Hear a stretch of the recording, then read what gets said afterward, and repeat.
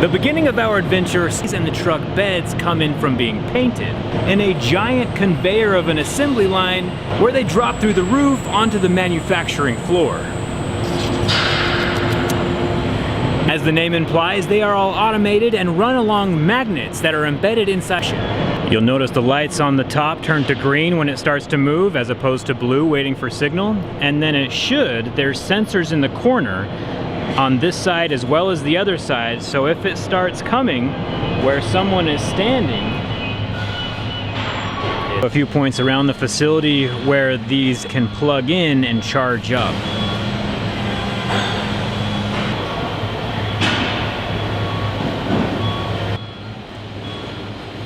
You'll be seeing variations of these a lot throughout the facility.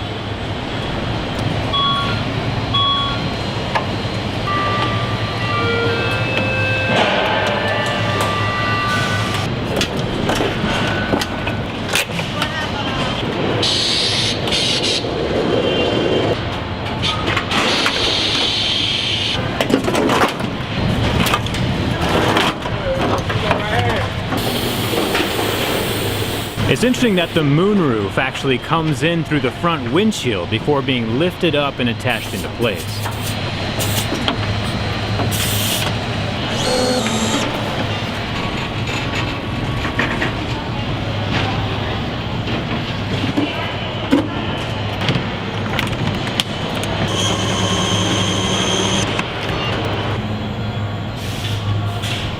Start behind it, and all of the dashboard goes in as one piece.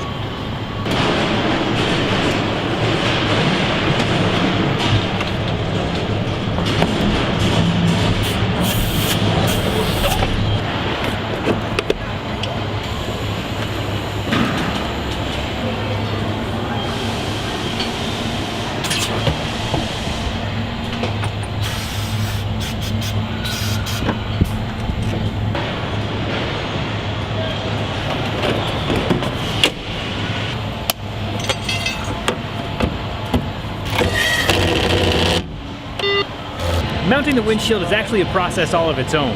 We have the glass with a Ford sticker, then we put some liquid etcher around the edges.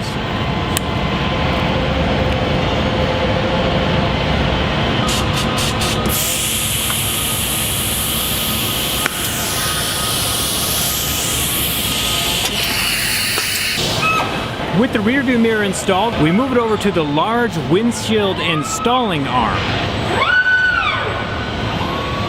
which checks the etching first, then applies the urethane,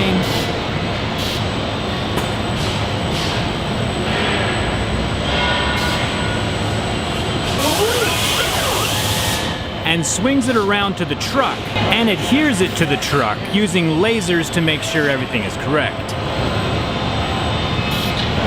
So up until now, the cabs and the truck beds have been separate. It's time to join them together, hoist them off the ground, suspend them in the air, and join them with the chassis. Behind me is where the chassis get entered on. Back to the chassis assembly line and see how those are built. Truck, the 580 horsepower and 775 pound-feet of torque, which is a topic for another day. This line of ATGs, just like the one before, are following this strip inside the concrete that magnets are placed at different intervals to guide everything where it needs to go. The motors are made here in the USA, along with the frames, also made right here in the United States, and it can apparently be loaded single-handedly onto the AGV by one single person.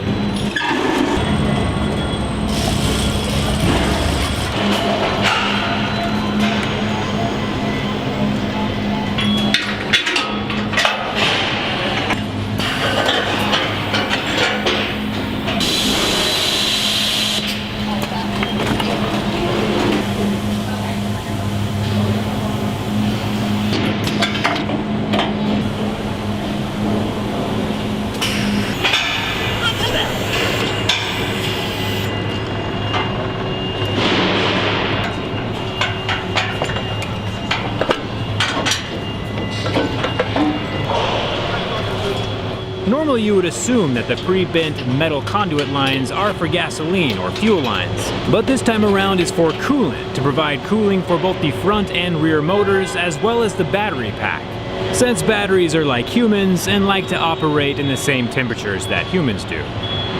Here we have the battery pack. At 1,600 pounds, it's time to mate the battery with the chassis.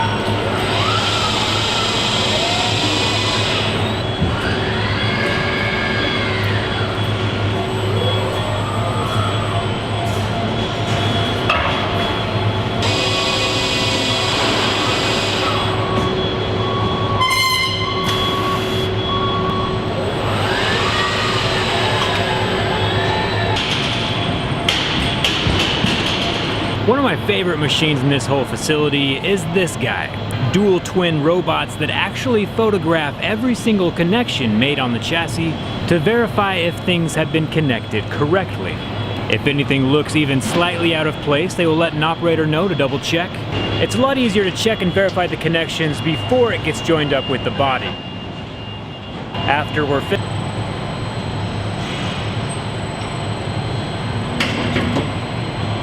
and after the body is secured to the chassis with the mounting bolts, it can lower down and motor off onto the next station. As you can see, these ATGs are significantly more robust than the previous versions because they're holding a lot more weight. And while EVs don't run off of gasoline, there are still some liquids inside. We have the AC refrigerant, the brake fluid, windshield wiper fluid, and the coolant that runs through both motors and the battery. Before the truck is fully finalized, we have the front trunk, which gets popped into place. Big enough for a golf club bag.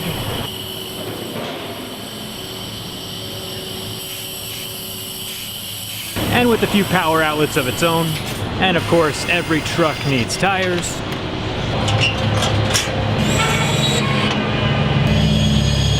The skid plates are installed before the final inspection, and that's what all of these LED lights are for. From everything that's happened before this.